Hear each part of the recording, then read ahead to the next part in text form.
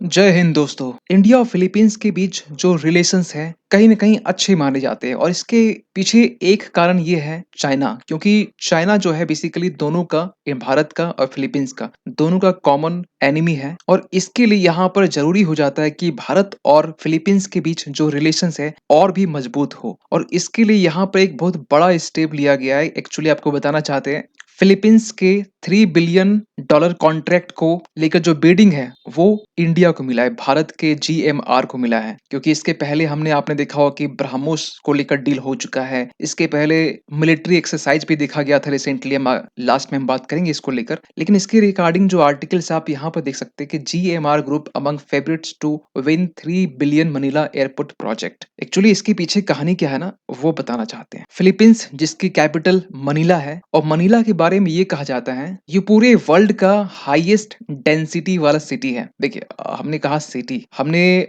Capital नहीं कहा, हमने कंट्री नहीं कहा, सिटी कहा। सिटी के मामले में मनीला जो है बेसिकली ये फर्स्ट ऐसा सिटी है जो डेंसिटी के मामले में सबसे हाईएस्ट। इवन कि आप यहाँ पर टॉप 10 में भी देखेंगे, कैपिटल के मामले में दिल्ली आता है लेकिन दिल्ली फर्स्ट में भी नहीं आता है, लेकिन सिटी के मामले में मनीला टॉप में आता है, जिसमें 43,064 किलोमीटर पर स्क्वायर में समथिंग जो पॉपुलेशन है 1 किलोमीटर स्क्वायर में रहते हैं। मतलब ये हुआ। सो मनीला की एक एयरपोर्ट है जिसका नाम है निनॉय एक्विनो इंटरनेशनल एयरपोर्ट, जिसे शॉर्ट में मनीला एयरपोर्ट भी हम कहते हैं। पिछले कुछ सालों से इसकी जो परफॉर्मेंस है, कहा जाता है कि 50% जिसकी इनकी जो कैपेसिटी है वो उससे भी डाउन परफॉर्म कर रही है। मतलब ये हुआ कि ये जो बेसिकली एयरपोर्ट है ये आज के टाइम में ओवर क्राउडेड है, कंजेशन इश्यूज बहुत ज्यादा है, फैसिलिटीज कहीं ना कहीं बहुत कम है, फ्लाइट डिले ज्यादा होते हैं। इसको लेकर यहाँ की जो सरकार है, फिलीपींस की जो सरकार है, इन्होंने ये सोचा है कि क्यों ना इसे अपग्रेड किया जाए ताकि जो एयरपोर्ट में जो इश्यूज पैसेंजर को फेस करने होते हैं कम से कम वो ना हो। और इसी के लिए इन्होंने यहाँ पर बिडिंग की कि मनीला का जो एयरपोर्ट है उसे रीडेवलप किया जाएगा और एक्सपेंड किया जाएगा। और इसको लेकर यहाँ पर बिडिंग का जो प्रोसेस पिछले साल स्टार्ट हुआ, तो बिडिंग की जो टेंडर है, अमाउंट मनी वो रखा गया $3 बिलियन का। बहुत सारे इसमें बिडर इसमें आए, लेकिन फाइनली ये कहा जा रहा है, अभी अनाउंसमेंट हुआ नहीं, लेकिन पॉसिबिलिटीज 100% है कि जीएमआर ग्रुप को ही, जो बेसिकली दिल्ली बेस्ड है, और जीएमआर ग्रुप वही है जो बेसिकली दिल्ली में रेलवेज एयरपोर्ट को लेकर जो बेसिकली कंस्ट्रक्शन करता है। इसका नाम आई होप कि आप भी सुने होंगे। तो जो पोटेंशियल बिडर है उस पोटेंशियल बिडर में जीएमआर ग्रुप का सबसे पहला नाम आ रहा है एक्चुअली इसमें। जैसे कि आप यहाँ पर आर्टिकल्स में देख सकते हैं, GMR among bidders for $3 billion Philippines airport project. और एक्चुअली फिलीपींस का टारगेट ये है कि अभी जो एनुअली जो कैपेसिटी है एयरपोर्ट की वो 48 मिलियन के आसपास में है। मनीला ये चाहता है बेसिकली कि 62 मिलियन तक इस कैपेसिटी को पहुंचाने को लेकर। और इसके लिए जो बिडर्स है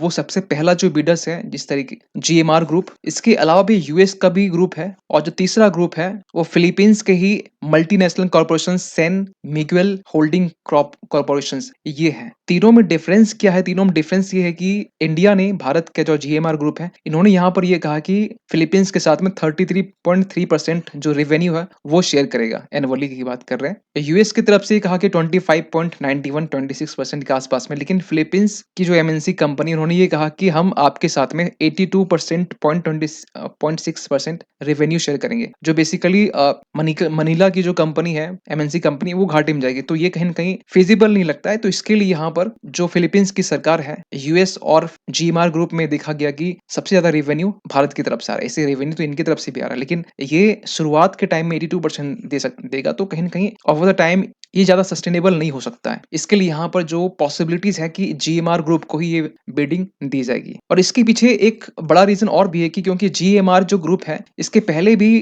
फिलीपींस में मैकटेन केबू इंटरनेशनल एयरपोर्ट, जो कि 2014 में जिसका टेंडर है जीएमआर ग्रुप को ही मिला था डेवलपमेंट को लेकर, ऑपरेशंस को लेकर। और इवन की 2019 में भी क्लार्क इंटरनेशनल एयरपोर्ट को भी एक्सपेंड किया गया था, इसकी भी प्रोजेक्ट जीएमआर ग्रुप को मिला था। और आज के टाइम में फिलीपींस की जो स्ट्रेटेजिक लोकेशंस है वो इतना इंपॉर्टेंट हो जाता है, खासकर चाइना को लेकर, क्योंकि चाइना आज के टाइम में साउथ चाइना जो सी है, बेसिकली ये जो रीजन है आप यहाँ मैप में देख सकते हैं, ये जो लाइन आप देख पा रहे होंगे, ये बेसिकली ये जो लाइन है जो 9 डेज लाइन कहलाता है, जो फिलीपींस से, ब्रुनई से, ये सारे देश के एक्सक्लूसिव इकोनॉमिक जोन से होकर गुजरता है, जिसके कारण यहाँ के आसपास का जो आइलैंड कंट्री है, फिलीपींस, वियतनाम, ये लोग चाइना के इस 9 डेज लाइन से परेशान है। आप यहाँ पे देख सकते हैं कि जो साउथ चाइना सी है, 9 डेज लाइन, इस पूरे सी को चाइना अपने सेम क्लेम करता है। वैसे इंटरनेशनल लॉ ये कहता है कि एक्सक्लूसिव इकोनॉमिक ज़ोन जो बेसिकली 200 नॉटिकल माइल्स का होता है, इसमें उस कंट्री का ह एक्सक्लूसिव राइट्स होता है। लेकिन इसे कहीं न कहीं चाइना जो है, बार-बार इसे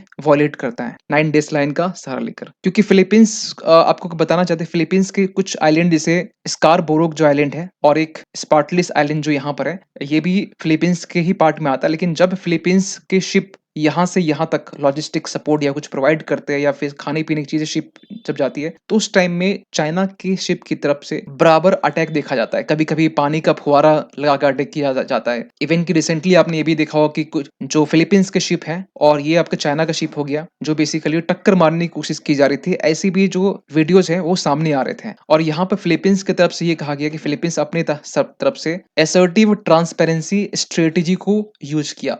इसका मतलब क्या हुआ? इसका मतलब ये हुआ कि फिलीपींस असर्टिव ट्रांसपेरेंसी स्ट्रेटजी के ज़रिए लोकल्स मीडिया, इवन कि फॉरेन मीडिया को ये दिखाना चाह रहा था कि रियलिटी जो है बेसिकली जो पूरे वर्ल्ड को एक्चुअली जो पता है, वो चीज़ें पूरी दुनिया को रियलिटी में दिख सके कि किस तरीके से चाइना वॉयलेट करता है, किस तरह से चाइना बली करता है। आप यहाँ देख सकते हैं तो अगेंस्ट बीजिंग्स बलिंग बिहेवियर यानी कि जो गली के नुक्कड़ के बच्चे होते हैं ना, बली करने के पीछे, तो सेम चीज़ें यहाँ चाइना कर रहा है। चाइना टक्कर मारने की कोशिश कर लेकिन किसी तरीके से फिलीपींस की शिप जो है वो आगे निकल जाती है। तो सवाल निकलता है कि चाइना को हम लोग किस तरह से काउंटर कर सकते हैं? अगर जीएमआर ग्रुप वहाँ की एयरपोर्ट को अगर डेवलप करेगी तो कैसे काउंटर करेंगे? देखिए, चाइना जो बेसिकली है ना, वो आज के टाइम में बीएआरआई के ज़रिए बॉर्डर रोड इनिशिएटिव के ज़रिए यही तो काम कर रहा है। एयरपोर्ट को डेवलप करना, नेपाल के पोखरा एयरपोर्ट को डेवलप किया, अब अपने में बता रहा है। हम्बनटोटा पोर्ट को डेवलप किया, 99 ईयर्स के लिए लीज़ में ले लिया। तो ऐसे चाइना का बेसिकली ये स्ट्रेटजी है कि इंफ्रास्ट्रक्चर डेवलपमेंट करो और वहाँ पर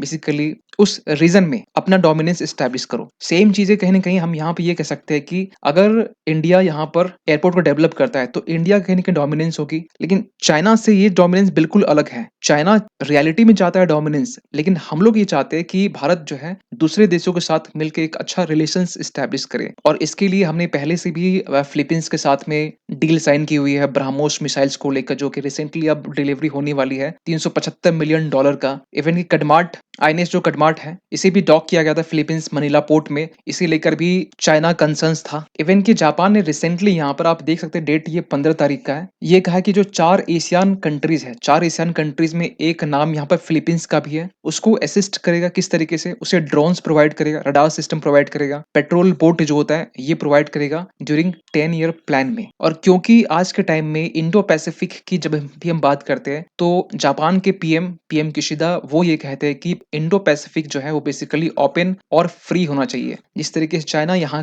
पर अपनी अग्रेसिवनेस दिखाता है यहाँ के छोटे-छोटे आइलैंड कंट्री के ऊपर में, जो बिल्कुल इंटरनेशनल लॉ को वॉयलेट करता है। इसके लिए पूरे इंडो पैसिफिक रीजन में free and open Indo Pacific region होना चाहिए, ताकि चाइना का जो डोमिनेंस है उसे कम किया जा सके। तो इस मामले में आपका क्या मानना है? खासकर रिसेंटली जो इंडिया फिलीपींस के रिलेशंस जिस तरीके से इंप्रूव हुए हैं, चाहे डिफेंस डील को लेकर हो या फिर एयरपोर्ट को रीडेवलप करने को लेकर हो। आपका क्या मानना है? कमेंट कीजिएगा। मिलते हैं किसी अगली वीडियो में, तब तक के लिए थैंक यू सो मच।